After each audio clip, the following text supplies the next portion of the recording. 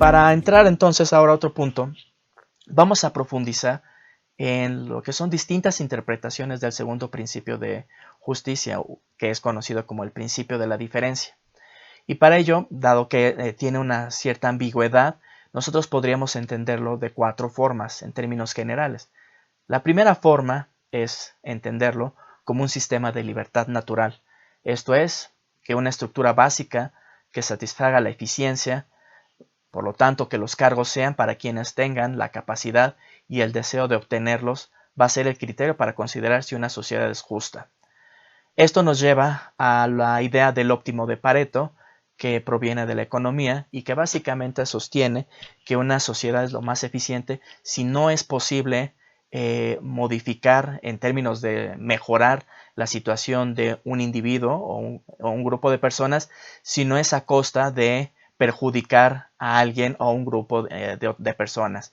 Entonces estamos en esta situación de óptimo de Pareto cuando no podemos movernos con la intención de mejorar a alguien sin perjudicar a alguien más.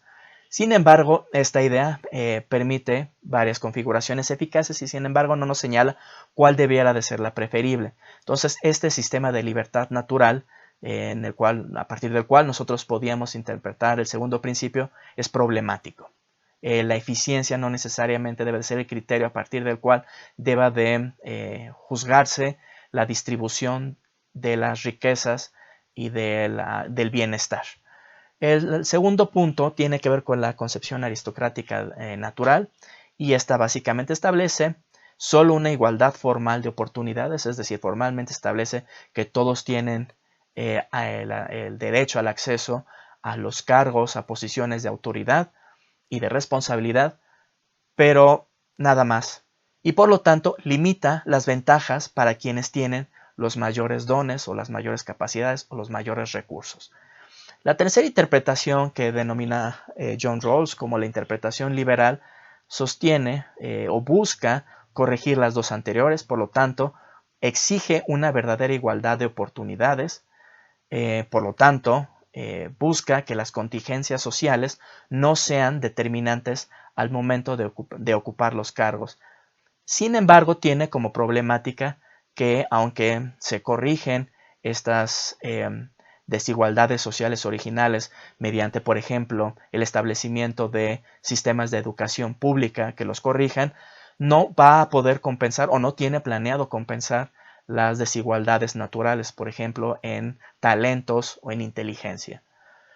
Es finalmente la interpretación democrática a la que John Rawls se va a pegar o va a defender, y esta básicamente se obtiene combinando el principio de la justa igualdad de oportunidades con el principio de la diferencia. Entonces, la importancia de esta combinación estriba en que los excluidos tendrían razón de sentirse tratados injustamente, aunque se beneficiaran materialmente de esta distribución de riqueza y del acceso a cargos, si ellos no pudieran tener o gozar de alguna medida algún beneficio en el acceso a los cargos. Esto se debe básicamente a que se les privaría de los beneficios externos asociados al desempeño de cargos o posiciones de autoridad, como son obviamente los beneficios materiales, pero sobre todo aquellos asociados al honor. Y por otro lado, que es muy importante, no podrían experimentar ese sentimiento de autorrealización que implica la participación efectiva y activa en la vida pública y en su relación con los demás. Entonces, a John Rawls es importante que, de acuerdo a una interpretación del segundo principio, nosotros nos apeguemos a aquello que beneficia lo más posible la situación de aquellos menos aventajados en la sociedad y que no nos limitemos simplemente con una igualdad de oportunidades formal o que incluso busque compensar aquellas situaciones de tipo social. En última instancia, se debe de promover el acceso de todos los individuos a este tipo de cargos o posiciones de autoridad. Es muy importante para la teoría de la justicia como equidad de John Rawls. Bueno, ahora bien, entonces, ¿cuáles serían los escenarios a partir de los cuales nosotros podríamos identificar cuál es una sociedad perfectamente justa? De acuerdo con John Rawls, nosotros podríamos verlo así. Primero tendríamos un escenario en el cual las expectativas de los menos favorecidos aumentan y por lo tanto se da una supresión de cambios en los más favorecidos. Los de abajo mejoran, esto es, y por lo tanto los de arriba conservan su posición. Este sería, en términos concretos, la situación de un escenario perfectamente justo, de acuerdo a la teoría como equidad. Pero podemos encontrar también un escenario que podemos definir como justo, en el cual nosotros observamos que se presenta cuando las expectativas de los más aventajados contribuyen al menos al bienestar de los más desafortunados. En este escenario, todos se benefician, tanto los de arriba incrementan su riqueza o su posición, su bienestar, como los de abajo también la mejoran. Dicho de otra forma, el beneficio de uno está ligado al de los otros.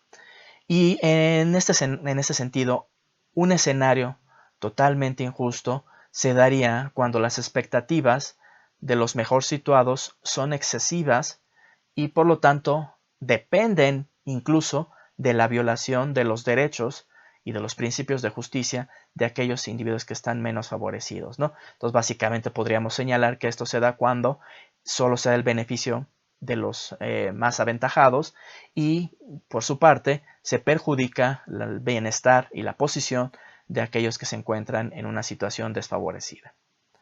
Bueno, y para cerrar en esta ocasión quiero concentrarme en una idea interesante, y esto es que John Rawls busca defender o ubicar su teoría de la justicia, de la justicia como equidad, como una justicia puramente procesal y no como una justicia que podríamos denominar sustantiva. Básicamente para ello nos pide distinguir entre lo que sería una justicia procesal perfecta y una justicia procesal imperfecta. Mientras que en la primera se pueden poseer criterios de justicia claros, que sean previamente establecidos o previamente definidos o previamente acordados, que nos permitan desarrollar procedimientos que logren el resultado correcto. En la justicia procesal imperfecta no va a ser así. Por ejemplo, en el caso de la primera, la justicia procesal perfecta, nos da como ejemplo el caso de cómo se debe de cortar un pastel.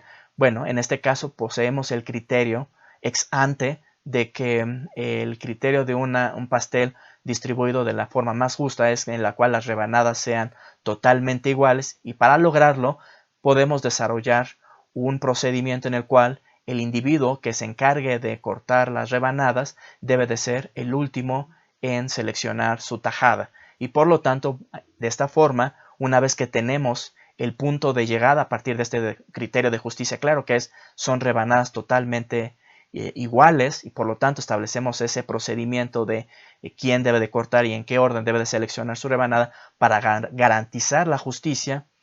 En el caso de la justicia procesal imperfecta, no se pueden tener estos criterios ex ante, sino que solo los procedimientos. Y aquí el ejemplo sería el caso de un juicio penal en el cual establecemos todo un procedimiento que nos oriente a un resultado lo más justo posible, aunque esto nunca se va a poder,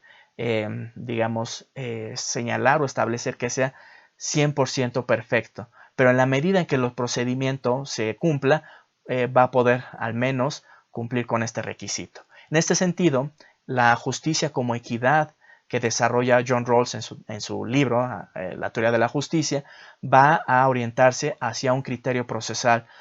Sería muy difícil establecer de forma anticipada cuáles deberían de ser los criterios a partir de los cuales se debería de distribuir la riqueza, el bienestar, los cargos públicos a las personas, y una vez a partir de ello desarrollar un sistema, un procedimiento que lo logre materializar, sino que mejor es partir de procedimientos establecidos, perfectamente claros y conocidos por todos, que en última instancia el resultado que logre sea justificado a partir de estos.